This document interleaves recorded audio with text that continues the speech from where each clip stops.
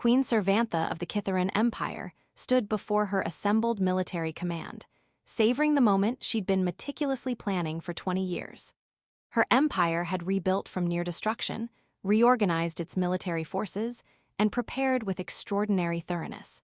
Now they were finally ready to expand, to reclaim territories lost in the devastating wars that had nearly destroyed her people an entire generation ago, to establish Kithaeron dominance across contested regions currently existing in fractured instability. "We move now," she declared to her assembled generals and admirals with absolute confidence. "The fleet launches at dawn. Our forces will secure the outer territories within 3 months, establish comprehensive Kithaeron governance structures, and bring genuine order to chaos that has persisted far too long." Among the assembled military leadership stood Dr. Marcus Webb, human strategic advisor who'd been working closely with the Kithaeron military for 2 years. He'd been specifically brought in for his expertise in human military history and strategic thinking, his demonstrated ability to identify crucial patterns others consistently missed. He'd been intimately involved in the planning for this massive expansion, contributed detailed analysis about likely resistance patterns and optimal force deployment strategies. But hearing the Queen's decisive command, "We move now," suddenly crystallized something that had been bothering him increasingly over recent months. After the command meeting concluded, Marcus requested a private audience with the Queen. It was granted without hesitation. She genuinely valued his insights and had come to trust his strategic judgment even when it differed substantially from her own general's recommendations. "You have concerns about the offensive?" she asked directly, her long, elegant ears positioned in the Kithaeron expression indicating full attention. "I have fundamental questions about the actual objective. We've spent 2 years planning optimal military strategy to secure the outer territories efficiently, but I don't think I've ever heard anyone clearly articulate why we're doing this beyond vague statements about reclaiming lost territories and bringing order to chaos. Those are entirely sufficient reasons. The outer territories are severely unstable, contested constantly by multiple competing factions, causing tremendous suffering for civilian populations caught in ongoing conflicts. Kithaeron governance would establish order, genuine security, and lasting prosperity. Or Kithaeron governance would establish Kithaeron control over valuable resources and strategic positions, while populations that don't actually want foreign rule resist violently, creating the exact conflicts you claim to be preventing. Servantha's ears shifted abruptly to the position Marcus had learned indicated surprise mixed with distinct irritation. "You've been an integral part of planning this operation for 2 years. Why raise these fundamental questions now, mere hours before the fleet is scheduled to launch?" "Because I've spent 2 years planning the mechanics of how to conquer territories efficiently, but I'm realizing I never actually asked whether we should conquer them at all. I analyzed force deployment and resistance patterns without ever questioning the fundamental premise. That was a significant failure on my part. The outer territories desperately need effective governance. Without direct Kithaeron intervention, they'll continue fracturing into progressively smaller conflicts, suffer ongoing instability indefinitely, and never achieve meaningful prosperity or security. They need governance they actively choose, not governance imposed through foreign military force. There's a crucial difference between helping stabilize willing partners and conquering territories that haven't asked for your assistance. Sometimes genuine leadership means making difficult decisions that others cannot or will not make for themselves. Waiting passively for populations suffering under severe instability to formally request intervention means allowing entirely preventable suffering to continue unnecessarily. Marcus recognized the argument immediately. It was the classic justification for humanitarian intervention that human history had invoked repeatedly, sometimes genuinely helping populations and sometimes creating substantially worse problems than it solved. "Your Majesty, I've studied 23 major human military expansions that used essentially similar justifications: bringing order to chaos, preventing suffering, establishing stable governance. 17 of those 23 created sustained resistance movements, prolonged conflicts, and ultimately failed to achieve their stated objectives because populations generally don't accept governance imposed through military force, even when that governance might theoretically improve their material conditions substantially. You're arguing I shouldn't intervene because intervention might create resistance. That's circular reasoning that effectively justifies complete inaction in the face of genuine suffering. I'm saying the current plan fundamentally assumes populations will accept Kithaeron governance once they experience its material benefits. But that assumption completely ignores how people actually respond to foreign military occupation, regardless of the occupier's intentions. Cervantha dismissed Marcus from the private audience, clearly frustrated with his challenges to plans she'd spent 20 years carefully developing. The fleet continued preparations to launch at dawn exactly as scheduled. Marcus spent the night intensively reviewing everything he knew about the outer territories. The factions actively fighting for control, the civilian populations caught devastatingly in ongoing conflicts, the actual conditions on the ground versus the abstracted strategic assessments he'd been working with for 2 years. He realized with uncomfortable clarity that he'd been thinking about this entire operation like an academic exercise: optimal force deployment, predicted resistance patterns, logistical challenges, without adequately considering the actual human and alien cost of what was being planned.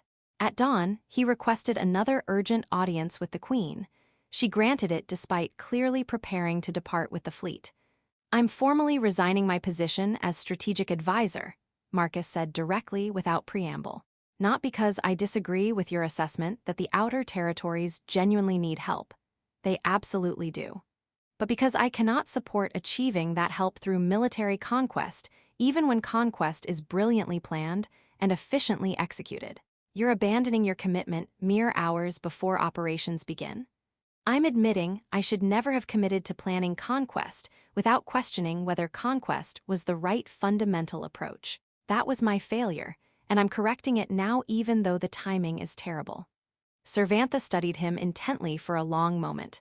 "If not direct military intervention, what exactly would you propose? Allowing ongoing suffering to continue indefinitely while passively hoping populations eventually stabilize themselves. Offer assistance they can accept or refuse freely. Provide resources, expertise, support for their own governance efforts rather than imposing Kithaeron governance. Let them choose whether they want Kithaeron help and in what specific form rather than deciding unilaterally for them what they need. That approach could take decades and might never fully succeed. Versus military conquest that might succeed at establishing control, but fail entirely at establishing legitimate governance that populations actually accept." Cervantha made an unprecedented decision. She delayed the fleet launch. She called an emergency council, meeting with her top advisors, military leadership, and Marcus despite his formal resignation.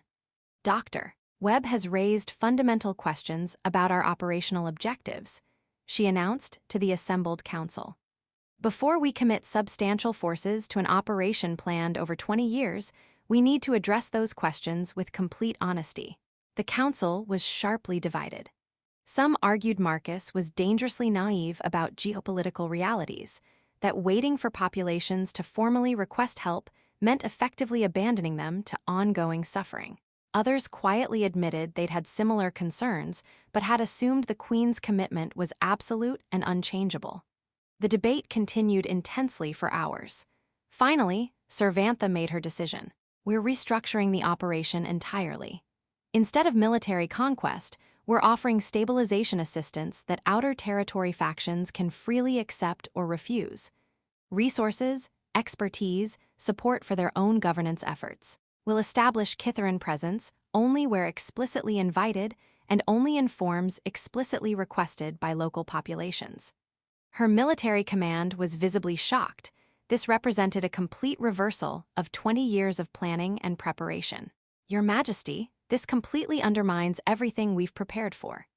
It addresses what we should have been preparing for from the beginning, helping populations that genuinely need help rather than conquering territories we've unilaterally decided need our governance, whether they want it or not.